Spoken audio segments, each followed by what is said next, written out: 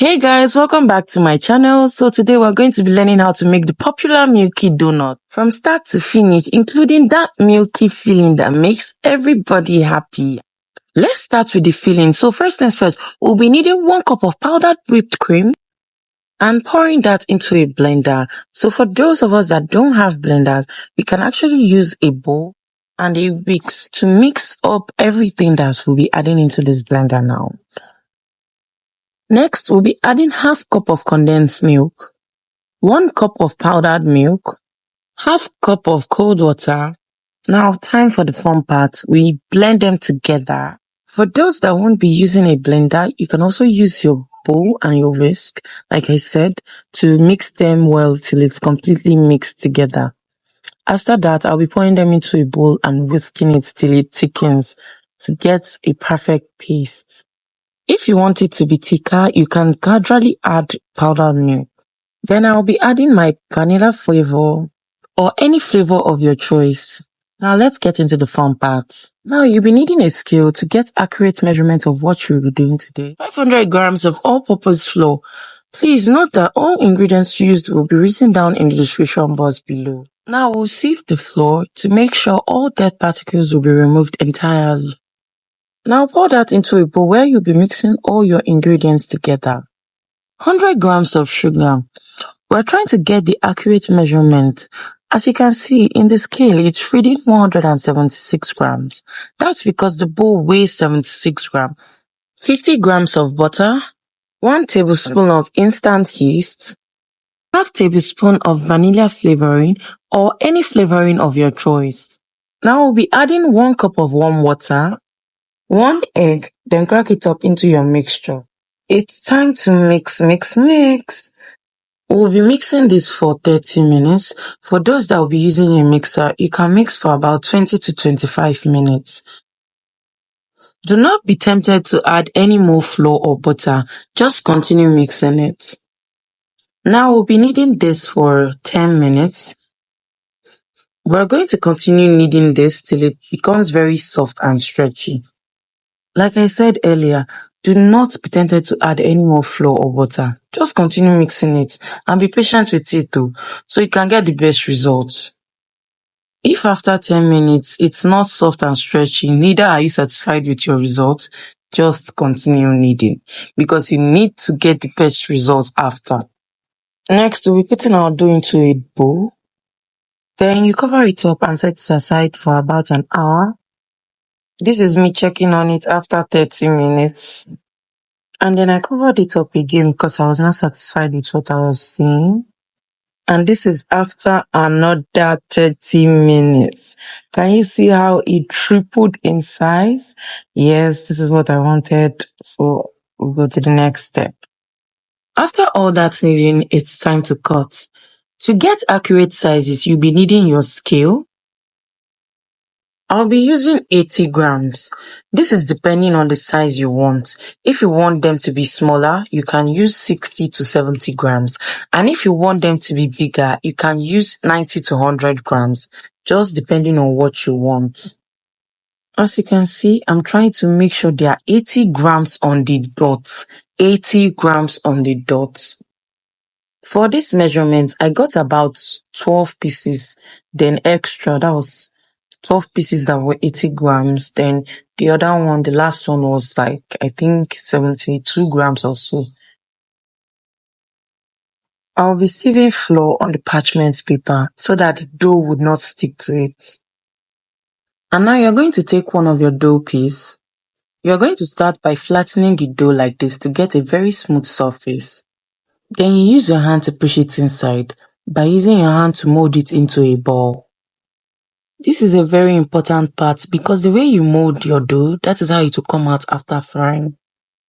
That's why I say it is very, very important. After that, you roll it on an oily surface so it can glide easily when rolling. Then you heat it on your work surface twice. This is to allow any excess air or bubbles escape. Then you set it aside. Now let's move to the next dough. Flatten it till it's smooth, then push it inside. Also make sure that all the edges are sealed so that the dough won't open up whilst frying. Follow the steps we took earlier, then set it aside on the parchment paper. Use your fingers to press it in lightly so that the dough can expand in all angles.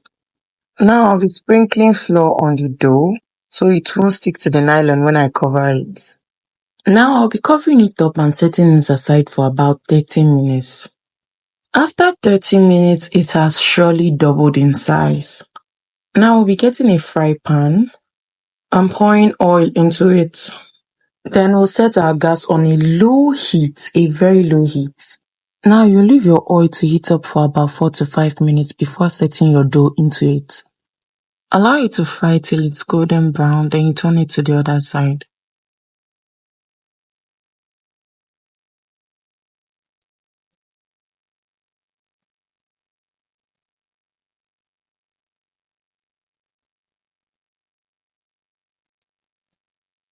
And now it's time to fill in our donut.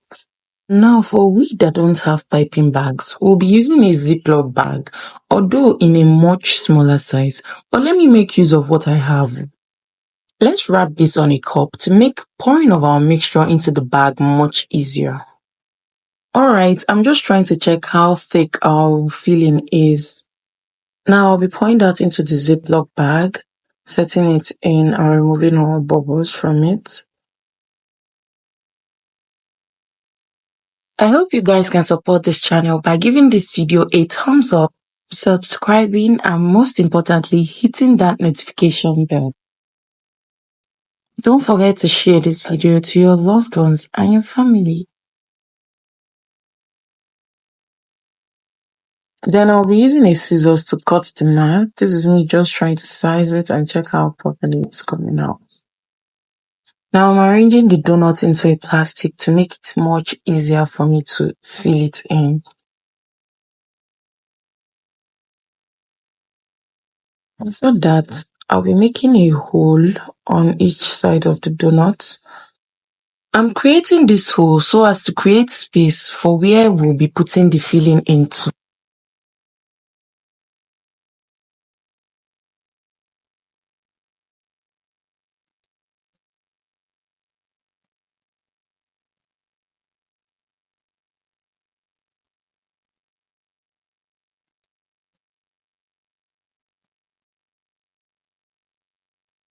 I'll be pouring my powdered milk into a tray and dusting the donuts on it. As you can see, I'm trying to get a very favorable amount of powdered milk on the donuts and setting them back into the plastic. I'll continue dusting off all the donuts.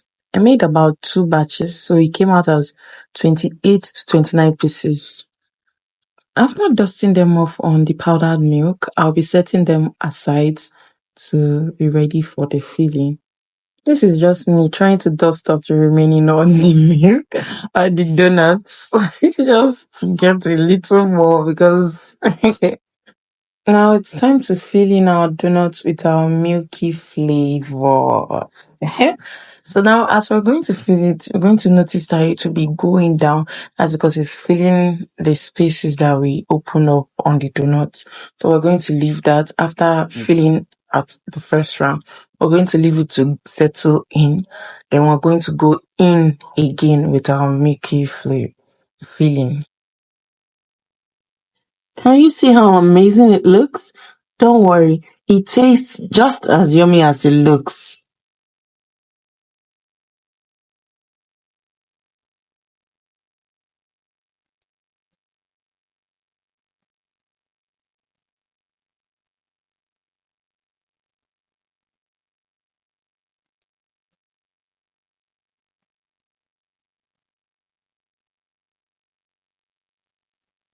For those that try this out, I'll be waiting for your feedbacks in the comment section.